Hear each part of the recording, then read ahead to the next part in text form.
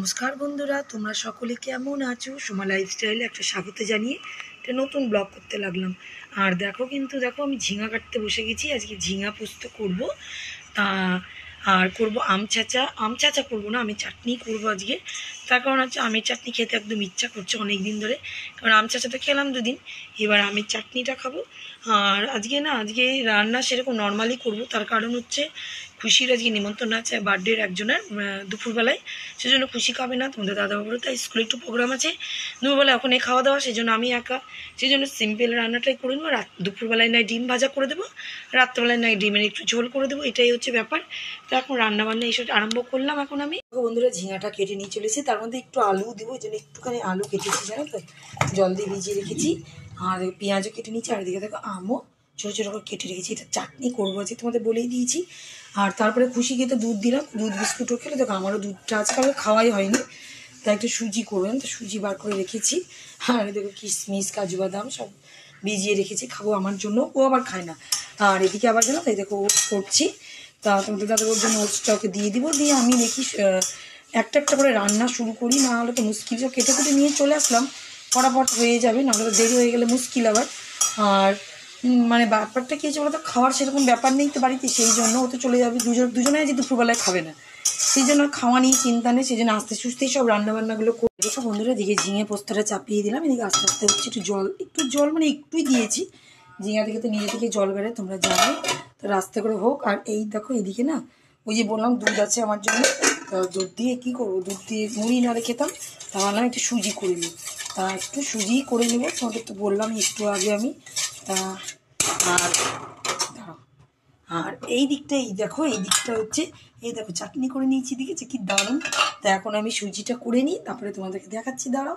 আর এই দেখো সুজিটা করে নিলাম, তা এখন সুজিটা গিয়ে খেয়ে নিই, নামিয়েও নিয়ে চলে এসেছি এখানটাতে, একটু খেয়ে নিই। আর দিকে তরকারিটা হচ্ছে দেখো বন্ধুরা, ঝিঙা পোস্তটা অনেকটা হয়ে যাওয়ার পথেই আছে, কিন্তু এই যে ঝোল আছে তো, একটু ঝোলটাকে মারছি, ততক্ষণ আমি কি করব, আজ তো সেরকম রান্না নেই, তা একটু এই দেখো একটু জিরেটা শেষও হয়ে গেছিলো, তো 2 প্যাকেট একটু মিক্সিতে ঘুরিয়ে টুরিয়ে রেখে দেবো। তার আগে না আমি একটু গরমে সেঁকে নিই, তাহলে কী বলো তো, তাহলে তাড়াতাড়ি মচমচা হবে আর ঘোরানো তাড়াতাড়ি যাবে। তা এইটাই করবো। আর এমনি বাসন কুসন সব মোটামুটি মাজা হয়ে গেছে, এই যে একটু বাটিটা আছে এটাই মাজবো, এমনি সবই কমপ্লিট মোটামুটি হয়ে গেছে। এই তরকারিটার জন্যই দেখছি এটা আস্তে আস্তে শুকাচ্ছি, জানো তো, তাহলে ঠিক কী বলো তো, টেস্টটা বেশি ভালো লাগবে।